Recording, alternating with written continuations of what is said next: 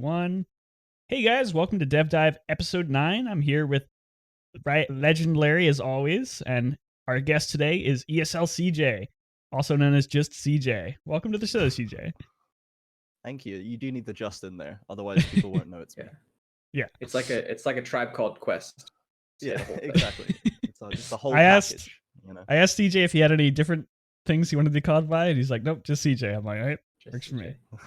Okay. For those of you who don't know CJ, he is the coach on the Team Liquid DCCS team that I'm a part of, and we'll explain what DCCS is in just a second.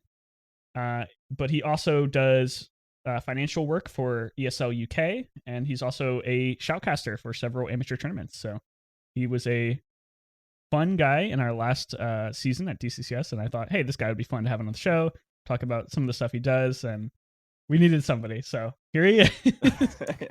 That sounds so bad. No, CJ, we are very excited to have you here. You were nailing it. You were nailing it right up until the end. No, I lost my thread. I was looking at my show notes. I'm like, oh, I didn't write this down.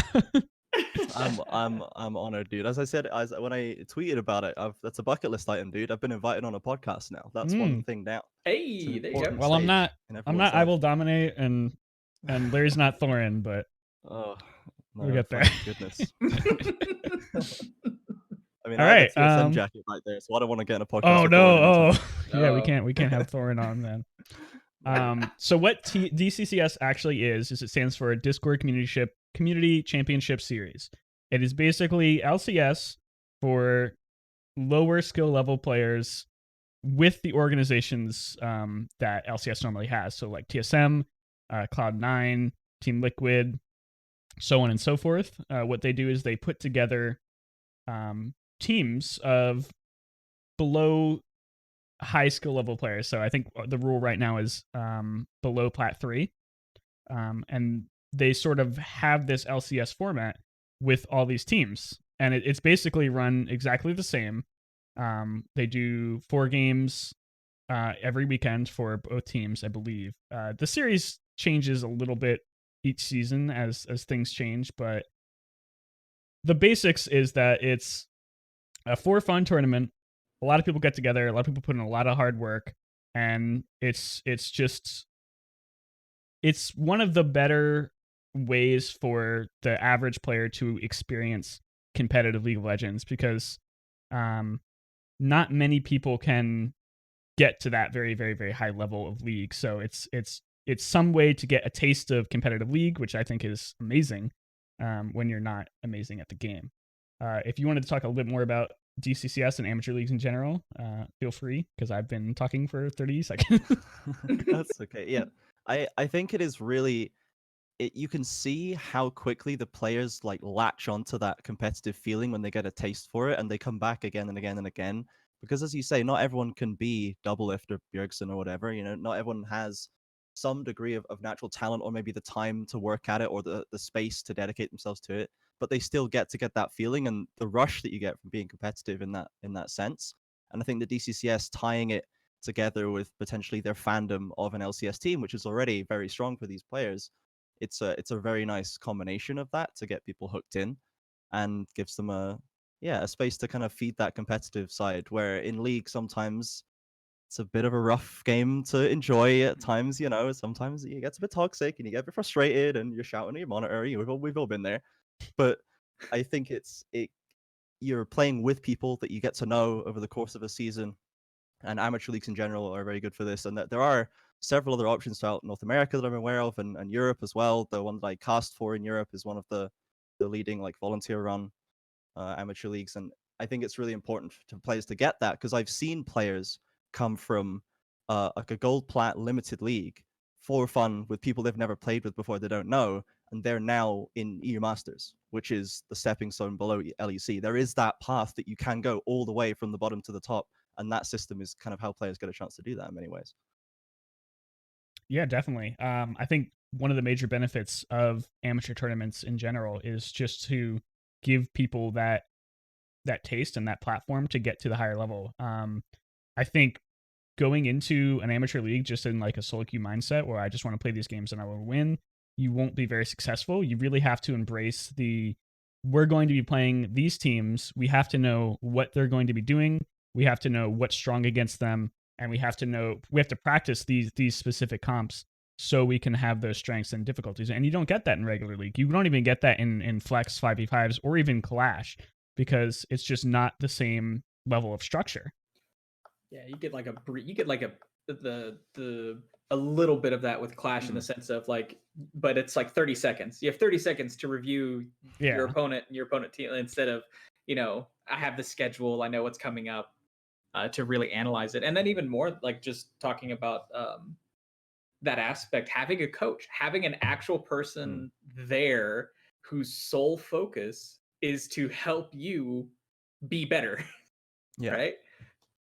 Yeah, I think that Clash actually, I think, hits a very nice middle ground for me, because it is meant to, in theory, be this repeating thing that happens, fortnight after fortnight, or whatever the timing they settle on is, that it does give you that nice, here's a taste of the analysis you can do. You can start thinking about this kind of thing, and then you can get a little bit of an advantage to jump in and maybe win this, this little one-day tournament. But then, like you say, having an actual coach, someone like myself who is dedicated to doing that solely, and I can kind of impart that to the players and get them thinking about it in the same way. Because DCCS, as Ben said, it's a Plat 3 and down league. It's rank restricted for a reason. It's meant to be for players who aren't as good, and they can get a taste and maybe want to move up. And getting that knowledge, even for me, and I'm not an amazing player. I'm gonna flex. I don't want to flex too hard, but I'm Diamond 4. Just don't want to get everybody too hot and got a bothered. badass over here, right? Exactly. But I can look at the game, and I've done like the casting stuff before, and I have to do similar stuff for that, where I can look at an op.gg and say they play this is how they do on this champion versus this one. Do we need to ban that? Do we need to leave that up? And I enjoy kind of speaking to the players about that and getting them thinking about it. And it's once again, it's quick to see how quickly they latch onto that and getting to think about the game in a slightly higher level than I like playing Kai'Sa, so I shall lock Kai'Sa, Yeah. Yeah. And I liked how you touched on your rank, because I wanted to bring this up. I think that there is no direct correlation between an individual's rank in league and their ability to be a good teacher or a good coach in the game. One of the good things about coaching is that you don't have to have the mechanical skill to impart your knowledge. You can have a lot of game knowledge, you can have a lot of macro capabilities, and you can have something that's probably most important, an outsider's perspective on what's happening in the game. As somebody who's played a lot of League of Legends, probably over 5,000 hours now, it's very easy to get a biased view of what's happening in your games just because you were there and you're only receiving that 1/5 perspective of what's going on. So having somebody, even if they're not like amazing at the game, who just can come in and look and see what's going on, and they say, hey, you made a mistake here, nobody else called you out on it, try to work on it next time, that can help just a lot by itself. So I definitely don't think coaches have to be like grandmaster or challenger to be very good. And I'd actually be interested to look up what rank LCS coaches are, because I'm fairly confident they're not super high level. Yeah, it was a bit of a discussion. I think that I'm not sure if it was LS that was having the discussion or he was just part of it, that whether coaches should be pro players or ex-pro players making better coaches or not. And there's arguments to be made that an ex-pro or an ex-very good player can have that extra level of perception about the very, very fine points of a game or a play that maybe a coach who is a lowly D4 player like myself cannot.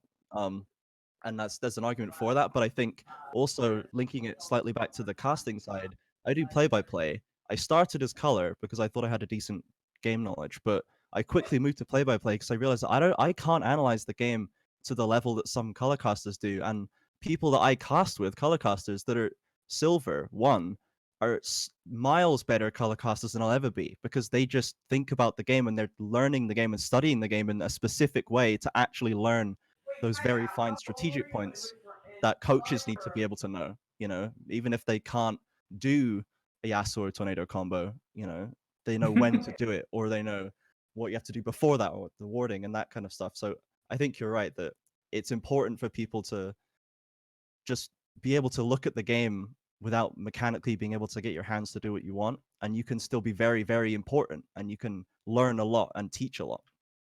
Yeah, and I think that's another reason why a lot of teams have started. I think most teams have 2 coaches now, if not more, in terms of LCS. In amateur leagues, sometimes they have 2 coaches. I know we have 2 coaches. We've got Actually, we have 3 coaches now. We Oh, just wow. because it's because people just like play for our team and they stick around. You know, like Yeah. people want to stick and play with us, like I say, because they latch on, they love it, they learn and they make friends, and then they want to stick around. And if they're too good, slightly, maybe they're too high ranked by like 1 division, stick around, coach. You are a support player last season. Now you can coach the support this season because you know you've got the knowledge. Yeah. So yeah, coaching is a lot of fun in general. If you feel like you don't have the time or the mechanical skill to go in and actually be a player in a league, an amateur league, you can always offer your services to a team as a coach, especially if you're familiar with the teams and the other players in the league. That can actually give you a major advantage over some teams, because if you know that so and so likes to play this type of jungler or this type of top laner, you can use that to your advantage to counterpick him before he even picks his champion. Yeah. So there's amazing things to be said about amateur leagues. I fully recommend, if you guys haven't gotten into something and you're looking for some sort of fun experience in league where you can dedicate some time and put in a little more effort than most people into like actually playing a competitive version of the game, fully recommend it. There's tons of leagues out there. You can join DCCS. You can join Compete League. You can, if you're in the Europes, you can join CJ's. What was yours called, CJ? Square One is Square the One. European-based one that I cast for. That's had a lot of good, not really press, but like coverage and good viewership this season, and it's popping off, you know. But the UK especially, I'm from the UK, has several of these, like, I guess you call them tier 3 maybe now. But the LEC just added another extra layer of tiers, so maybe it's tier 4. They're just kind of bumping everything up and down so often, but yeah, that there's a lot of options if you can find them. Even just, you know, the posts appear on Reddit regularly throughout the year because most teams will post about it. You can just Google it. You can ask most of these people, and they will tell you and get you signed up. And it's as easy as joining a Discord. You know. Yeah, that's the first step. And I guarantee you probably have 1 or 2 friends who is already doing something like this already if you play a lot of League. So yeah, just ask around. You'll be able to find something. Be right back. Larry will be right back. We'll continue on to the next session of the show. Did you want to talk about what you do for ESL? Sure. So I am a finance associate for ESL, which is a fairly nondescript title, but it's basically my role is that I am under sole responsibility for the finance function for ESL UK. That's subject to the review of a consultant finance director. So basically, I do a bit of everything, all the accounting side, finance, contracts, basically all of that kind of finance operations that ESL UK needs to run. And I think that this is a role that, as esports is ballooning in size, becomes a lot more important to do and do correctly. Whereas a lot of companies, as they have grown, they don't think about that side necessarily, or the people that they started with aren't often trained in that. And they have to kind of learn as they go, which when it comes to finance and the laws around finance is dangerous and can torpedo a lot of companies before they get a chance, which is devastating for them and just bad for the industry when they get tripped up by these hurdles, because finance is a lot of bureaucracy and gamers don't like that, you know, unless they're, you know, Crusader Kings 2 players, then they love it. But, you know, no, that's to detract too hard, but you know, outsourcing my background is in outsourcing, and a lot of times I think people at Riot, especially when I started out, didn't really understand why I would get so heated about some of our practices. It's because like you just said, if you're not careful, a very innocuous action on your part can have devastating effects because of the legal ramifications surrounding it. So not fully understanding or having someone there to be able to kind of watch your back is very, very dangerous. Yeah. I think what CJ said, talking about how these companies are growing very quickly and they don't really have the knowledge of what goes into like this sort of thing. At least the people they started with didn't. I've seen this so many times where a company will grow faster than they know what to do. They will keep everyone who they started with, even if they aren't providing like the best in their role, and they won't look for people to come in and fill these roles. Like when you think esports, you're probably not thinking something in finance. You're probably thinking, oh, I'm going to be a player, a coach, I'm going to be doing social PR, something like that. But every company needs people who can perform every role, because if you didn't have an accountant or a finance associate or a janitor or a coaching a kitchen staff, this org is going to fall apart. Like, this is sort of a topic that we touched on a lot in previous dev dives, where we refer to game dev and game developers as like more than just the designers, or more than just the coders, or more than just the artists. Everyone who really is a part of making this game, I think they're part of the dev scene, and I think that extends to anything in and Larry's gonna hate me, but anything in esports. We don't say esports. It's just sports. It's just sports. It's just sports. I don't think we've gotten to that level yet. Maybe I'm being part of the problem, but hoping. Well, hey, we're on ESPN. Real... All right, there's no other sports. We're true. We're the only sport. We're the only sport. We're not letting go of the top spot when it plays out. We're not. We're in ESPN now. We ain't moving out. Okay? That's right.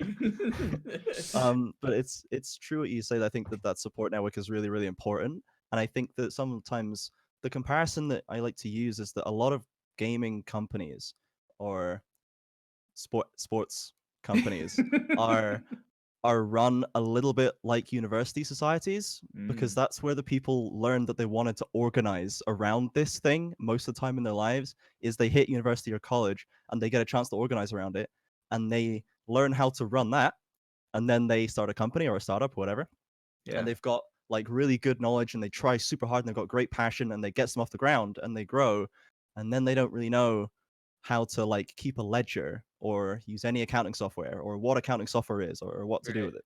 And they should even keep a ledger. Yeah, exactly. Like beyond just writing, like they don't keep the receipt. Nobody keeps the receipts in esports. That's it, you know. So it's really important to identify that, and I think that a part of that disconnect is because no one in finance knows about esports, and no one in esports remembers to think about finance. So I remember very vividly when I was in university in third year or fourth year at Glasgow University doing accounting and finance. We were doing a lecture on financing, and part of that was crowdfunding, which is obviously massive now. And the example that the lecturer brought up was Star Citizen, which is still somewhat prevalent and is still going and going and going. But they brought this up, and I was like, oh, neat. And they said, who knows what this is? And I look around this 100, 200 person lecture hall, everyone glazed over, like, space? This isn't. But my Exploring the Cosmos lectures tomorrow. Like, what are we doing here? And I'm like, I am aware of this. I'm the only one in the whole thing. And I think there's that no one who likes gaming, for some reason, they never go into finance to study. So there's like this gap between the two where they don't meet very often. And that's what I think leads to this disconnect, where companies don't think about it and the finance companies don't really go into esports themselves. Yeah. I know Ben said it before. We talk about it a lot. I think it's prevalent, or I think it's true for almost any industry that you think of. A company, a studio, a business, they are all basically an entity. They're the same entity. They just do different things. They output different things, and there are different regulations for them. But at the end of the day, you still need the basic foundation of all of that to operate within the US as a business, as a company. That like they're all based off the same thing. And those aspects of running a company, we have a full finance division at Riot. We have a full business continuity. We have a development team, yeah, sure, but that's the production. That's the people making it. Who runs the company is completely, still there, but it's completely, I won't say different, because that's not the point I'm trying to make. It's the same everywhere, right? That back end is very similar. Yeah, for sure. I think when you get to a stage where your company is growing to the point where you need to bring on additional people who you don't necessarily know personally, that's the stage where you need to start addressing the fact that you may need to take a look back at what's been happening and how you can make sure that everything's going to scale properly. Because I think scaling is the problem that most of these small organizations run into issues with, because like CJ says, nobody's saving their seats. Nobody's probably making records of what's been happening. What happens if one of your key members leaves or gets in disagreement and tries to sabotage you? What is your plan to salvage this situation? Because you can't have a company that relies on one person forever if you want to grow. So, and that right there, you talking about how do we grow a company? That's a role. That's a whole study. Like, there are plenty of videos and case studies out there talking about going from a small, indie style company and scaling up to a more corporate company, and the trade-offs between them and the pain points. Like that in and of itself is its own role. Yeah, absolutely. I think that what you said before as well about companies tending to rely on the same people for so long, there is this very insular attitude around gaming still. It's being chipped away at very regularly now, but it's still kind of there. And the people who are running the companies now, the 30, 40, 50-year-olds, they were birthed in the darkness, the insular culture, and they tend to get a little bit, I'm not sure what the right form of that word is, but there's a bit of nepotism there sometimes, and it's hard to break through that at times, and you have to like reach out into the normal world to find an accountant who will fix your books for you, and they don't know what gaming is, or you don't want to work with them because they don't understand you, and it's tough to get through that barrier, I think, at times. Yeah, I think you'll find a lot of times people will try to wear as many hats as possible to either save money or just because they think they can be the only one familiar with like how things are actually working, that they'll try to do every single role that they can and refuse to bring in people until like something bad happens or something absolutely needs their attention. And the problem with that, like, it can work, but the problem with that is that if you do need to step away or you do need to take a break, those things stop happening. Like, you can't just leave and expect things to keep functioning, because that's go ahead, Ben. I'm sorry. I was just saying, because you are the person that is filling those roles. And that mentality right there, that realization, is a big contributor to burnout. It's because you go, well, I can't. You're in your own catch-22. I can't take a break because I'm doing everything, and I'm doing everything because I can't take a break.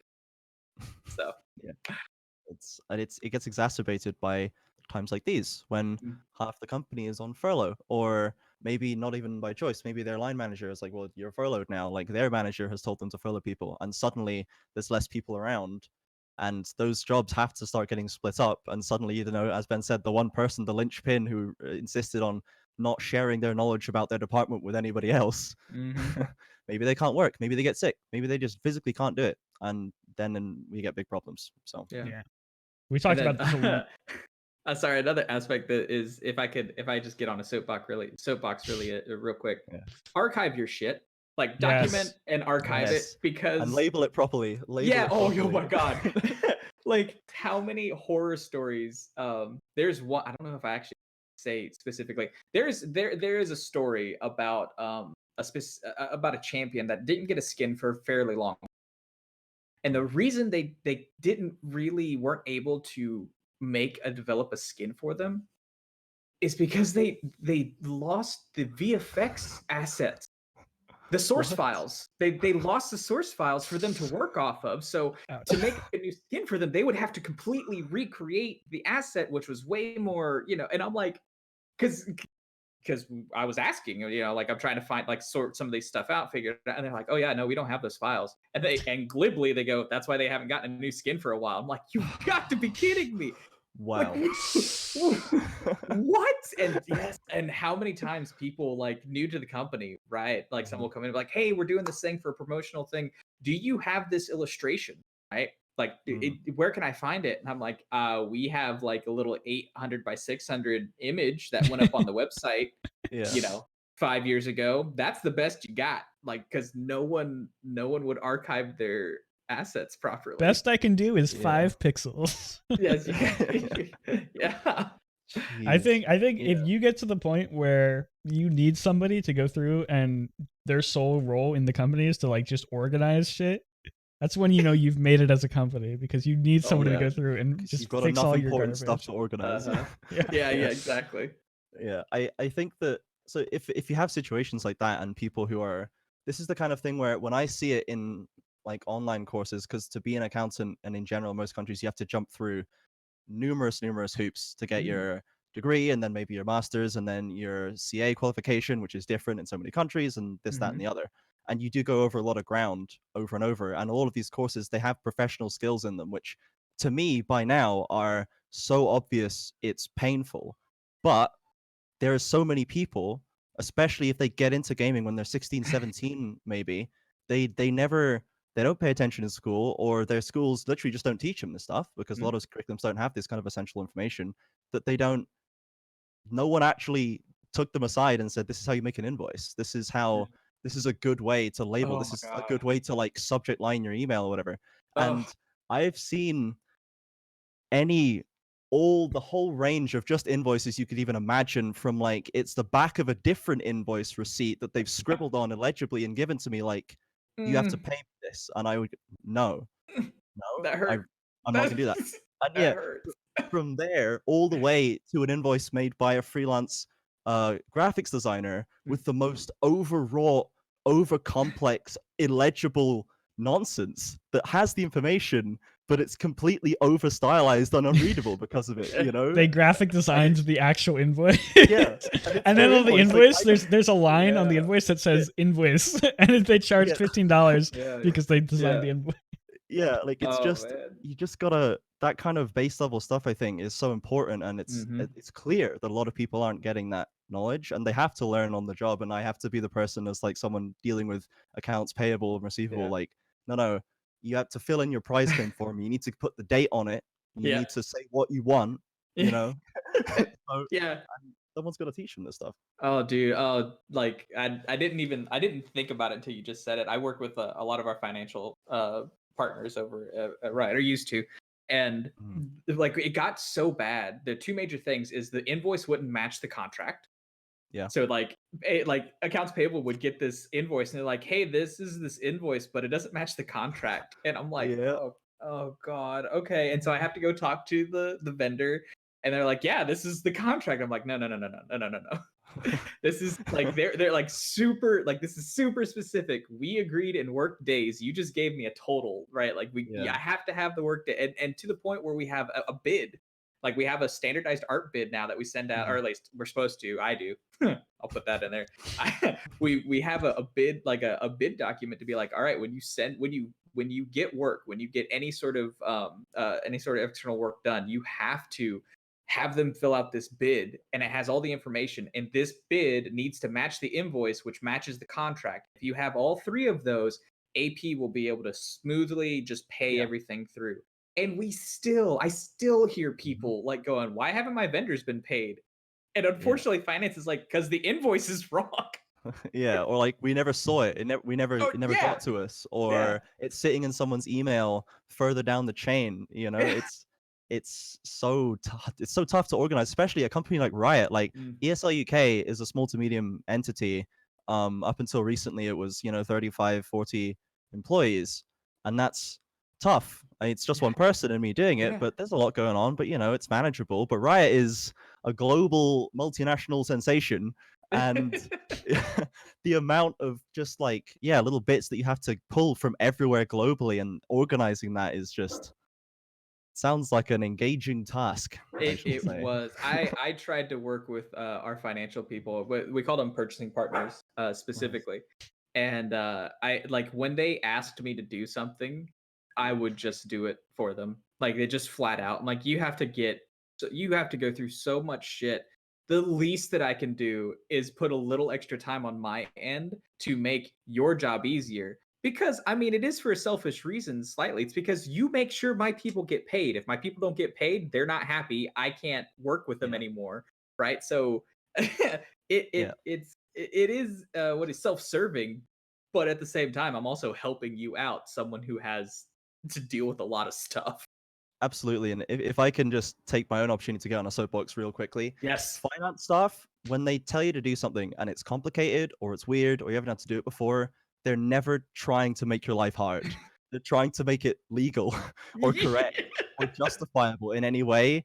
The unfortunate truth is we can't just go around doing stuff, Mhm. and whenever there's a lot of stuff and red tape that they have to deal with, and it's very necessary. So like Yeah. your finance stuff asks you to do something, we need Legend Larrys out there who are just going to do it. They're just going to do it, and it makes our life so much easier. So yeah, that's my PSA, I guess. I Yeah. love it. Yes. When you can do something to help out somebody that you're working with, and it's not going to cost you like a lot of time or effort, just do it. It helps everything. It's going to put you in a much better light for those people that you're working with, like being that person who does stuff and goes the extra mile. Oh, and here's to jump off that point. And if it's something that someone constantly or you noticed is a constant request, take a look into how you might be able to automate that. Yeah, just start doing it. Yeah, the Without being asked. people. Yeah, the people who like want to like be like, oh, I want to like go get them. I want to progress in my career. I want to show like I deserve that promotion. Think about impacts. So if CJ's coming to me every week going, hey Larry, here's like these invoices. Can I get you to fill this stuff out? I'm going, wow. You know what? All these invoices and this process and everything is the same every time, like 90% of the time. What if I just had a spreadsheet that spit out this report at the end of the week? Yep. Bam, done. And you make it and you do it. Doesn't even have to be good. That's the funny thing. Doesn't even have to be good. It just has to work. Yeah. And you go at the end of the year or whatever, you go to your manager. It's like, hey, you know that thing that like would take people like an hour on a Friday, and now it just takes them 5 minutes to check everything. I did that. Yeah. Just a Right? heads up, if you ever want to There do you that, go. I made a way you can do it. So Yeah. So bam, right? Nah, like Yeah. it's good. It's Yeah. good practice. Absolutely. Sorry, we kind of got off topic there. No, I'm just that's so what. happy. That's Very the point of passionate when it this comes to show. my invoices, I'm just so happy to hear someone who shares in the experience and the pain that I had to go through from a different angle. You and I, we're basically brothers in arms, CJ. Like, Yeah. Oh, and it is a war. It is a war. All right. Did we have anything more we wanted to talk about in sort of like guest questions before we move on to like just game news in general? Oh, guest. Oh man. Oh, I don't know if you answered this though. Like, what's your favorite? Like, what's your favorite part of being part of the DCCS? Like interacting with the teams and like what's your favorite aspect of all that? So, the previous season that went past, I coached for the Team Liquid team, and we won. We won the series, which is obviously Congrats. for every coach is a big pop off. We've been in there for 4 seasons. We'd come close several times. We'd always felt like we were very good, but we finally got that win, and it was so great. It's still sappy maybe, but it's so great jumping into voice comms the moment that we won and listening to all the players just popping off and losing their minds, especially the captain, who is someone who puts in so much effort and time. Ben knows who I'm talking about. Is that he's so passionate and tries so hard for it, and getting to kind of be a part of that and support him and the team in realizing that, even if it's just it's just like a for fun casual thing, it meant so much at that moment, and that was really, really special, I think, to be a part of. Even if it's just as a supporting player, as I guess, it still feels really nice. Yeah. Right on. Yeah, that was a great moment. Okay. Yeah. That's really it. I'm very interested when people, especially because I'm like I didn't know what the DCCS was, and I didn't actually think to harken back to a previous thing we were talking about, amateur leagues or tournaments and stuff like that. To me, that is incredibly important. Yeah. Incredibly important, because that's where your new talent comes from. And being able to smooth that road out, that transition out, to give them a clear path. Just imagine, like, there may be a League of Legends player out there that's the next Faker, that's better than Faker, right? Yeah. And they may go, what, you don't think there's a better than Faker? Are you No. I love that. I love that analogy. Right? Yeah. Like, but they don't know. They just play casual League. They don't know that there's some place to be better, to get better. They don't realize they've never had that opportunity. It's obscured. And we may lose out on that great potential. So having these systems set up to help funnel this talent to really cast that wide net, and just from a diversity and inclusion standpoint, to make it broad, to catch all the possible talent, and to clearly funnel that in, I think is super important. So, it's just I never thought about that. So I'm probably gonna go look up amateur leagues now to go watch, because I enjoy watching League of Legends. Enjoy watching games where I'm like, I would never be able to do that. Well, just as a little plug, this weekend DCCS is doing their second weekend of games. Shit! Okay. Twitch.tv/DCCS official, I believe. Yes. If you just Google DCCS League Tournament, you'll find all the information about it, hopefully. Okay. I'll probably link some stuff down in the description as well if you're looking for more info on that. What I'm hearing is viewing party. That's what I'm hearing, Ben. It's a lot of fun. We get together. I can't play in this season because I've been working a lot and the games fall on days that I work. But I go into it. That's what you're saying. I did. I mean, he has won the most DCCS championships joint out of any player in that league. I think it's 3. Oh shit! The joint most winningest DCCS player of all time. The hat trick. 20K. Yeah, we should call you Ben the Hat Trick Nighthawk 20K. It's a bit of a mouthful at that point. But I like it. Definitely rolls off the tongue. I don't want to toot my own horn too much, but I am probably the best player to ever come out of DC. Clip it, post it in, get it in the Discord right now. No, but it's a lot of fun. If you guys don't have anything better to do on a Saturday or Sunday afternoon, go and check it out. It's fun to watch. The casters do a great job. Trav and Guster and whoever else is involved, they put a lot of effort in to make it as good as possible. Often during some pretty terrible circumstances in terms of production quality and stuff like that. So just give it a watch. It's a lot of fun. I'll be probably there. Say hi in the chat. Say that I sent you. And every time you say that I sent you, I get $5 from DCC. No, that's not true. Nice. All right. Remember, Ben the Hat Trick. Nighthawk 20K. Nighthawk 20K. Moving on to less personal topics. I wanted to talk about game leaks because there's been a pretty high profile, two pretty high profile leaks within the past couple weeks. And I wanted to hear your guys' thoughts. One? I know the first one, obviously, The Last of Us. I think there was one other one escaping me. It wasn't as high profile. I haven't even heard it yet. Yeah. The leak is happening on this podcast right now. My God. Riot's next new game, League of Legends 2. You heard it. No Teemo, no Yasuo, no Zoe. And then it's the same. It's just Jax. It's all Jax. 5v5 Jax. It's Jax one for all. Yeah. Yeah. So game leaks. And I don't know if we'll have differing opinions on this, but I'll probably offer the devil's advocate and then the other opinion as well. I think I know what Larry's going to say about this. So Larry, go ahead. They're great. No, I'm just joking.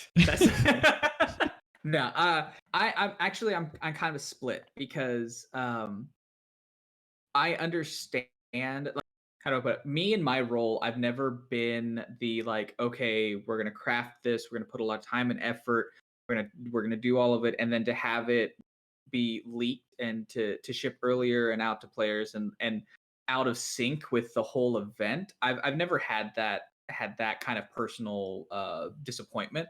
But I've seen it and I empathize or sympathize with it because it's a lot of hard work. It's a lot of time and investment. And what I think people don't realize, it's not that the game leaked, right? I don't think that's really at the crux of it. For me, it's the game leaked. People got it without the full experience, right? It's kind of like, you're having a wonderful steak dinner and someone brings out this New York steak, just the steak, and just set it down.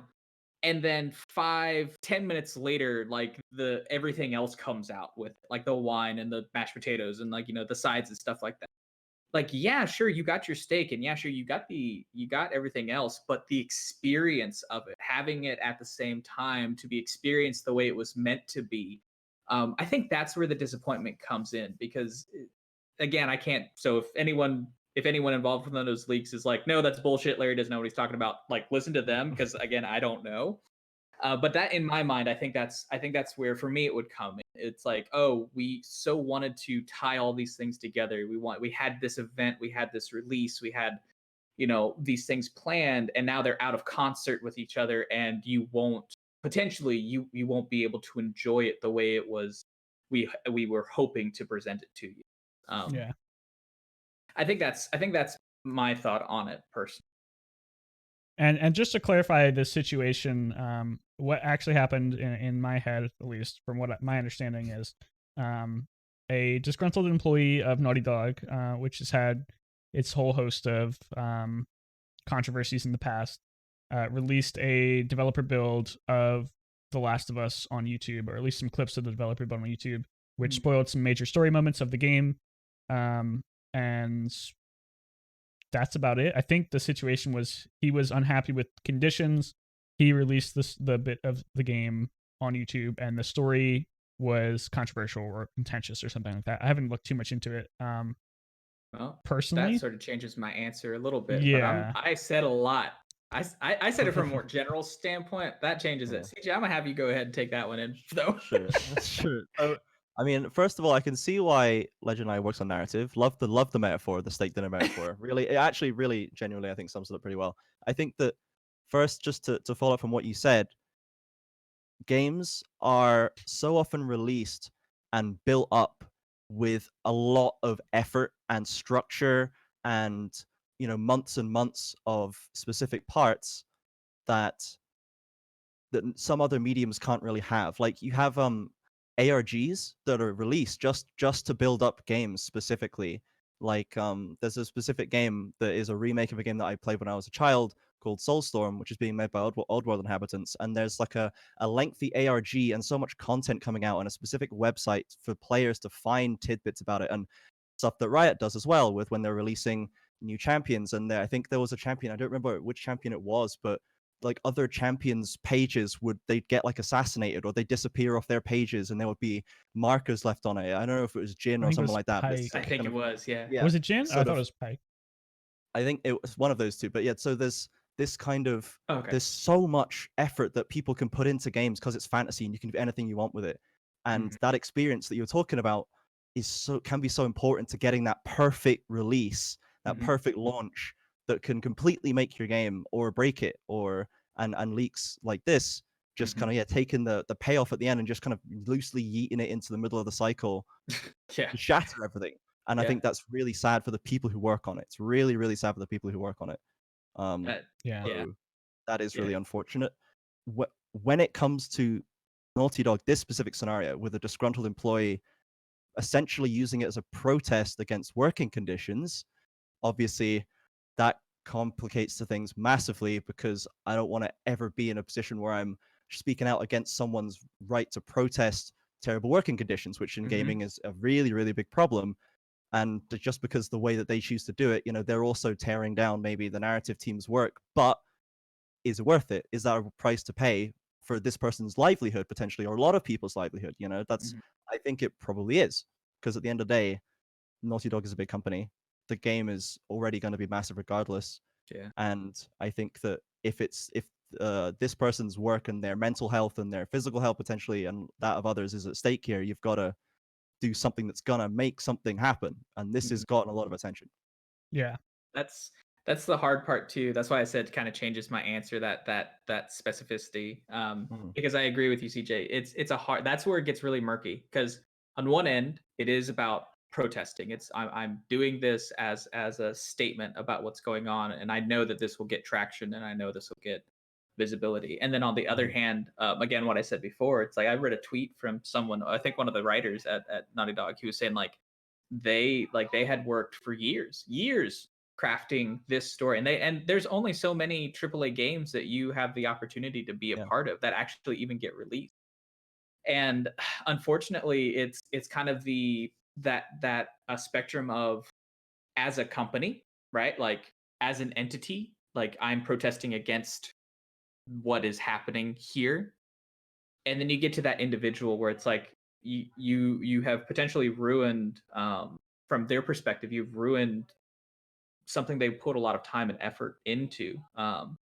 And that's what I think makes it so hard to kind of rectify that situation because of that. Because the person who put so much time into it individually is not thinking, oh, they're protesting this big entity. They thinking, you fucked me. Right, Yeah. right. So Yeah. I think that's why it's so hard. And if it was disgruntled because of various reasons, like if it is truly about a protest, then that's one thing. If he's just assuming if they're just mad and they're just doing it to be a dick, that's something completely different. You know what I mean? So yeah, the facets of that situation really start changing the thoughts surrounding it for me. Yeah, it's definitely a situation where I don't think there's any clean answer to it. I kind of agree with what both of you guys said, where there is like reasons why it's not the worst thing in the world, but there's also just like, this was sort of a dick move to the people. You're hurting a lot of your own. There's a lot of friendly fire in this situation when you're leaking a game and potentially affecting sales pretty drastically, depending on how this is received. You're going to cause a lot more harm to the people you're working with who are also fighting these conditions, while you're causing harm to the company as a whole. And that's like, it's like, is this what needed to happen to make things change? Maybe, but it definitely feels like this is a drastic, this is probably too far, or at least we'll see. Definitely the nuclear option. Hurts. Like that person's career. That's the thing. That person's career is over. If they know. Well, if they find out, I don't know if they. If they know who leaked it, if they find out, that person's career is done. They'll be blacklisted. Like no company is going to want to touch them. And that's the thing. That back to what CJ was saying. Is it worth it? Right? Like, was it so bad that they were like, I will not be able to do anything. Anything I do except for this nuclear option is going to get the necessary attention to spark this change. Go for it. I hope I'm not overstepping here. So I'm going to try to find this right line. Like the Kotaku article with Riot, like that needed to happen. And there were people that helped get that article out there within Riot themselves, that for them it was worth it. The systemic harassment, the culture, whether or not it was massively prevalent or not, depending on your views and how that went, that was something that they had to tackle. They had to come to terms with. Is I could be fired, I could be ruining my career, but at the end of the day, it's going to be worth it. So again, that's what I think makes the situation so hard, is because of that, right? Because of trying to find that right balance. Yeah. I think that in this scenario where the person, we don't know who it is, they've not openly come forward as far as we're aware, it's even tougher for them in a way, because you're trying to spark a revolutionary action, but you're the person who has alleged these conditions, and now you need someone else to come forward. You need someone else to go, yeah, that's actually true. Otherwise, they'll just go, well, it was anonymous. It could have just been a lie. Yeah. So, they just made it up. So they're trying to spark a revolution from the invisible shadows and hoping that people go in line and support it. Whereas you say they now have to put themselves in the line of fire to even support it. And it becomes super difficult for everybody involved. And now they're thinking, do I join this? Do I come forward and say yes? Or do I just ignore it? Do I just put head down and get back to my, 50, 70-hour work week? Or it's really, really tough for everyone involved, I think, to make the decision. And the nuclear option, I think, is important sometimes, because so many stories of burnout and crunch culture have come through, and just kind of, they come in and they go out the other side and nothing happens. So I think the specific problem, which I imagine they're protesting, doesn't seem to be being resolved by the normal, this was really bad and we're upset about it kind of response, because the companies just go, dang, dude, sucks. Back to work. I'm gonna hire the next guy out of college. You did it, right? Yeah, exactly. Good. So here's like a little bonus, I guess. And they're like, well, fine. So I think at some point a nuclear option was going to happen for this specific problem, but the way that this is being executed this time, I think, is really, really tricky for everybody. Yeah, assuming they did it for the right reasons, Right. I'm not sure. Given the benefit of the doubt to Exactly. the hero behind the mask, as opposed to just someone who just wanted to blow up the game. I think you can only hope that something good comes out of this, because if nothing changes, it was just a bad move. But if things change, then maybe yeah. But and such is the way with revolutionary action, I guess. Yeah, the what was it? History decides the victor, right? Or the victor writes history, something like that. Word's good. History is written by the victor. I believe. There you go. It is. Yeah. Victor is actually a historian. Before he became a cybernetic individual, he was very interested in history. I think that's what we're all trying to say. That's the tidbit for this episode. I think. There you go. But yeah, and to hit on the point of the cultural revolution within gaming, like I wholeheartedly agree. It irks me to no end, infuriates me when I see a team run so hard and the management, the production team that's responsible for making sure that good, healthy, sustainable production practices, just they don't do anything, right? I hold production, probably because I am part of the production discipline. I hold people in my role that much more responsible. I honestly believe that if you get to an end of a development cycle, because go through, depending on what your cycle is, sprints, waterfall, whatever, milestones. If you get to the end of your cycle and there's burnout and there's a lot of like, oh, we haven't hit our goals, or we're behind on our goals for X, Y, and Z reason, and people are having to put in all this extra work, you have failed on a couple of points, failed on a couple of parts. Not saying that that's bad to fail, right? That's the point. You need to learn and make the next cycle better. But then two, you do also need to be accountable. Too many times it's like this team did really like poorly. Like the scores are really low. They're not hitting their marks, all these things, blah, blah, blah, blah. And then the team is punished or penalized for it. But the manager, the production person is like, congratulations, you get to go somewhere else. No, that's part of their performance. And I think that's a hard thing to quantify, but that is in terms of like production performance. But that I think is a one aspect that could easily be put into an objective metric. Yeah. And that's my second soapbox. I think I only get 3. Yeah, I'm keeping track. We got one left. Okay. We'll hit it by the end of the episode. I'm sure we will. There's probably not a lot to say about this, but I thought it was funny, so I wanted to touch on it. Call of Duty Warzone is now promoting the cheater server method of dealing with cheaters, which is basically, if you're not familiar with that, they'll identify cheaters, but if they're not 100% sure that they're cheating or hacking or whatever the data is on that, they'll match them in what's called a cheater server, which is servers that only have access by cheaters. So cheaters will automatically get put into this, like, it's basically low priority queue. And they'll be matched with their cheaters, and then they can use that data to determine if they're cheating, and they'll get banned. The reason I thought it was funny, because League actually had a similar system to this a long time ago. They probably still employ it in some respect with bots. Botted accounts were a big problem in ARAM and 3v3s. Recipes 3v3s, but what they would do is they would identify these potential bots, and they would just like match them with other bots, so they wouldn't ruin the game for anyone. So you would have potentially hundreds to thousands of games running at any time that were just bots playing against each other, which was just amazing. I'm sure. Kind of cyberpunk dystopian like bullshit is that? Yeah. And I'd love to think that Riot was like looking at these games and like discounting them from their analytics. They're like, oh, well, we have 10,000 games going on right now, but for some reason in this specific region, people are really bad at people are just playing Darius, Garen, and Morgana over and over again. The bots, they're really bad. I think, at least I would hope as well. Like I'm pretty sure they were taking that into account. The Riot's like data science crew is pretty spot on.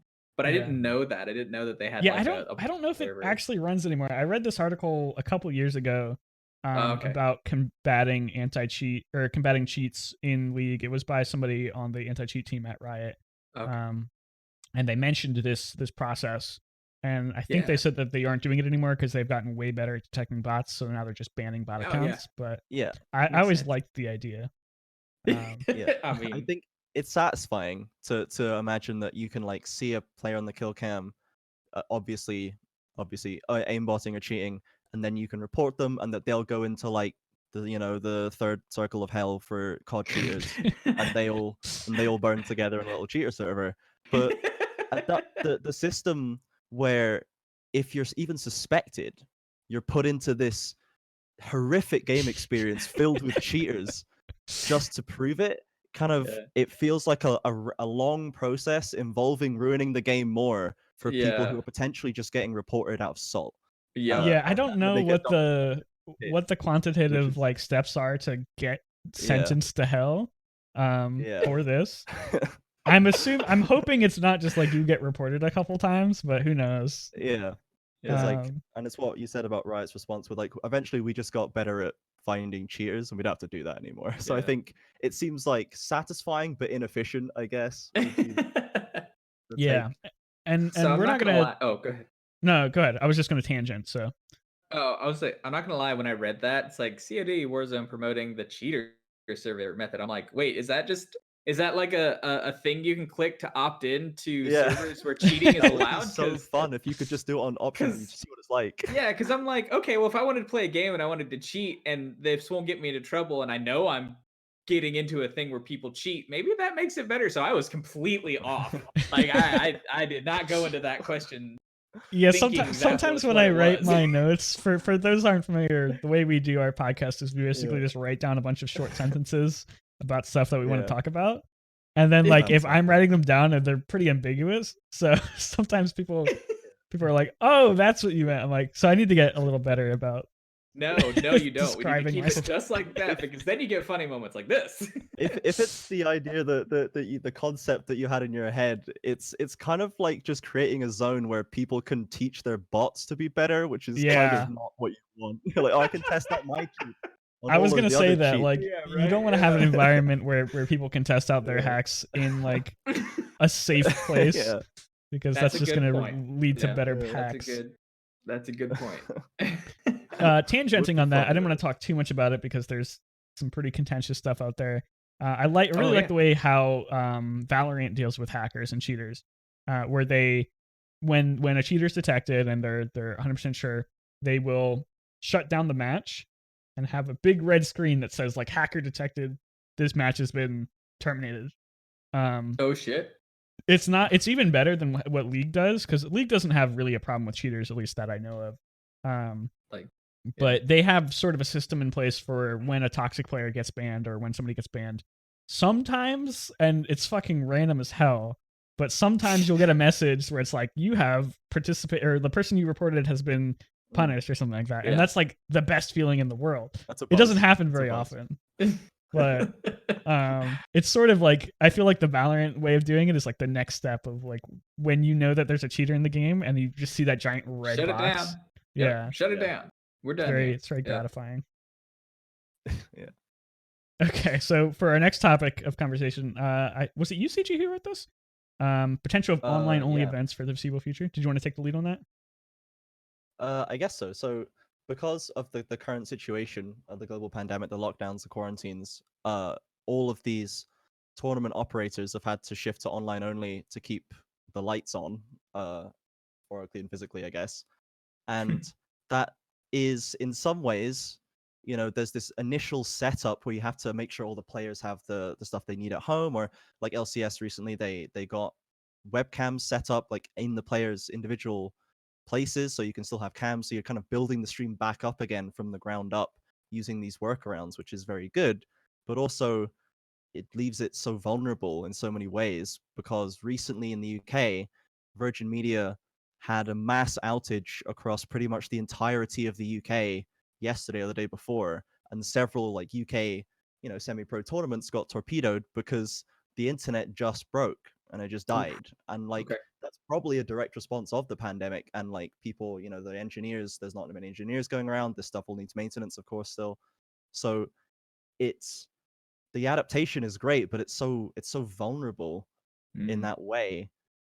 But it kind of also has this extra potential because the viewership is so high, and then you have so much more airtime to work with, like you said before with the ESPN thing, like people jumping on the back of it, that it's kind of a race to see who can adapt the fastest to get the best value and collect all of these new viewers in one point while not accidentally blowing up their infrastructure trying to like stretch it across this really tough environment. And I think that really stems to the major problem that these events are having, where usually when you're broadcasting something like this, there's like a single point of failure, which will be the internet connection to the venue itself. Generally speaking, it's a pretty high quality connection. They'll have some backups.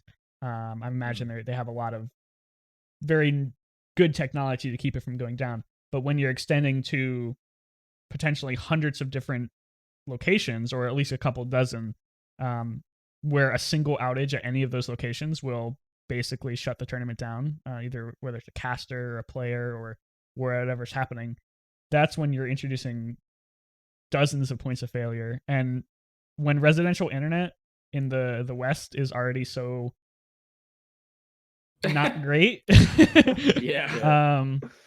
it's really putting a strain on it when you have potentially hundreds of thousands more users on the service. I know in LA, anyone who lives in LA and on Spectrum, they know that the internet's been pretty terrible recently. I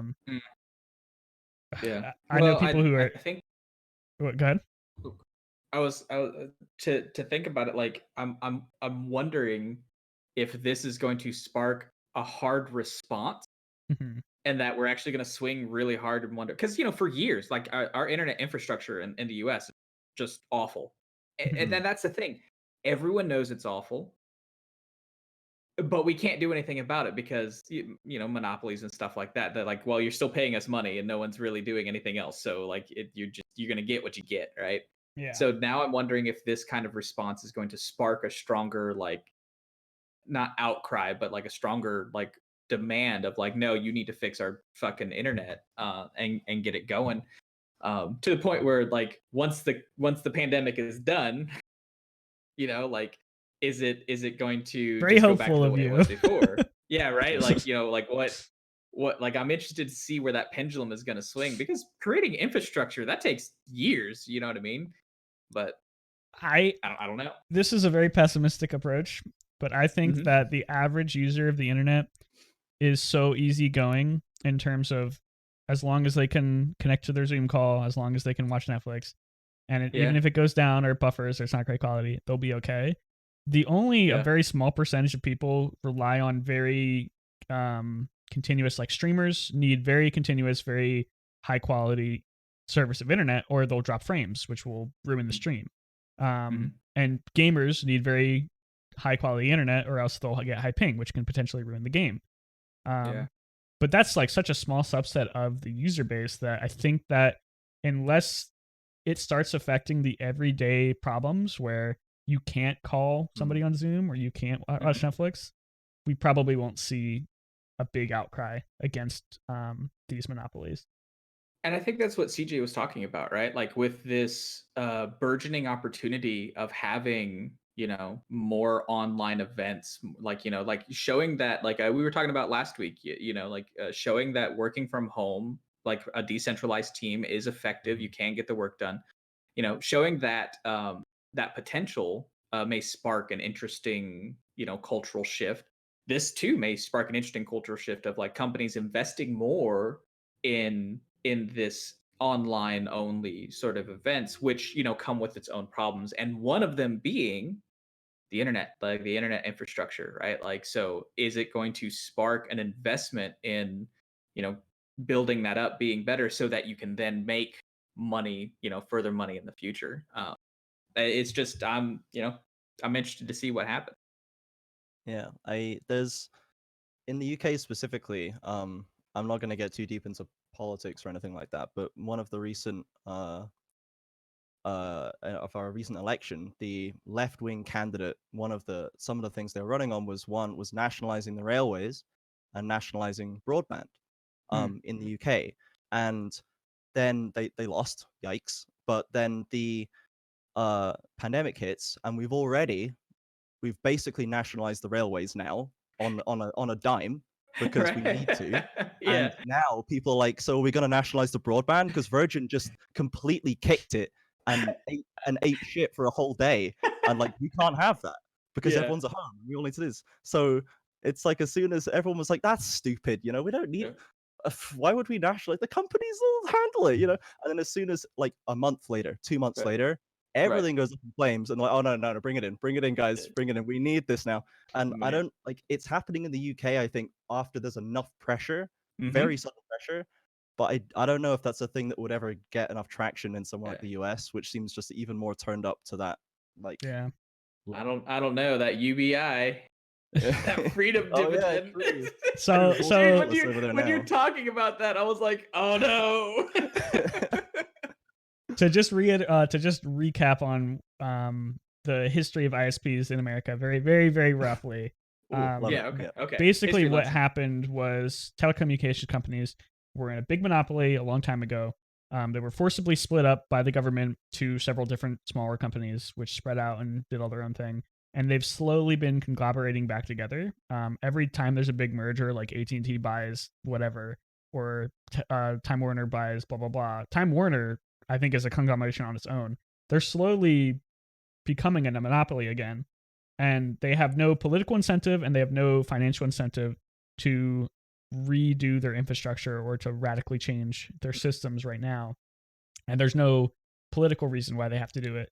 So there's just no major push to be like, hey, maybe Spectrum should lay fiber everywhere. They only lay fiber where there's places that have fiber from a competing company. And you'll see that every time you'll look at a topic online where like, oh, Google Fiber is coming to my neighborhood, you'll have like AT&T or T-Mobile or Spectrum. They'll be like, hey guys, we're going to be offering fiber in this neighborhood now for no additional cost. Please don't switch away. It's pretty depressing. Bullshit. That's what that is. It's pretty dumb. Yeah. And that's one of the major reasons why internet has always been pretty bad in the United States. Man, I remember, I don't know. When did I study abroad? In Korea. It was like 10 years ago. 10 years ago, I think. Something like that. I remember riding the subway in Korea and watching streaming video on my mom's cell phone. 10 years ago in Korea. Like, I'm pretty sure we didn't even have like 3G 10 years ago. Yeah, and I was like, and then I got back to the States, and I was like, oh yeah, I forgot. I have to be like next to a cell tower to do any of this shit. I was underground doing this in Korea. Anyway. Do you guys have the same movement that we have in the UK where people are blaming the coronavirus on 5G? Do you have very, I think it's overblown. But yes, there is the same. I haven't heard of that. Thank God I haven't heard of that. It's pretty big in the UK now, and like some relatively high-profile like talk show hosts were fined / penalized for being a bit conspiracy theory about it all and alleging that 5G towers were causing coronavirus, and it got too much traction. Honestly, I don't want to live in this world anymore. Yeah, dude, it's time to go to the Netherlands or Norway or somewhere chilled out, something. Yeah, like holy hell, I don't know. It's one of those things where don't get me wrong, I'm patriotic, I love the US. I think that we got a lot of messed up shit, and I think that people in general are just dumb. And that's all I've got. I don't know where I was going. People are dumb. It's just don't be dumb. Like, and that goes for people on both sides, right? Like, get your facts. Like, sort of like look through it, look into it, but don't be blinded by bias. If you can sit down for a minute and think about what you're trying to do, most of the time, with the benefit of 5-minute reflection, it won't seem as such a good idea that maybe you shouldn't do it. Yeah. Because like we have the 5G thing, but you guys had the whole drinking detergent thing. So there's all sorts of bullshit going on. People are just, and I say that too. Vivi used to get mad at me. I'm like, man, people are dumb. Just as a species, we are so fucking stupid. She's like, no, we're not. I'm like, no. Individuals are smart. But you get that group think going. Average it out. Oh my god. Anyway, I'm to blame. I'm not gonna lie. Like groupthink, like it happens, right? It happens to the best of us. Yeah. I didn't drink detergent, but you know, So just you're throwing Not that yet. out. Not yet. I'm not that way. Yeah, exactly. All right, last topic, and then we'll let Larry go because I know he's really busy. And I'm gonna let CJ go because I know it's super late there. I wanted to talk about this real quick. Twitch has finally enacted a policy against playing back pre-recorded content as if it were live. And the reason why they did this was a lot of streamers were pre-recording content and playing it back as if it were live for 24 hours a day, 7 days a week on the Valorant channel to abuse the drop system. Because if you aren't familiar, if you're coming back to this episode from a time in the future, Valorant has just launched in beta, and the way that people are acquiring keys for it is they are watching Twitch streams. And the longer you watch a Twitch stream, the higher chance you have to get a key. So it is very beneficial for Twitch streamers to stay on as long as possible to acquire more viewers, and then they're higher up on the registry so they can acquire more viewers, blah, blah, blah. It's a cycle. So like I said, what people were doing was they were just leaving the stream on 24/7 with pre-recorded footage and just basically farming these drop bots who just want to come in and get a key and then leave. But Twitch, I think a little late, but better late than never, finally enacted a policy where they are banning this. And I think that's a good change. And I think it sets a great precedent for what I am assuming is going to be a very emulated campaign after the ridiculously massive success that was the Valorant marketing campaign, when they just said, hey, watch a streamer, get a key.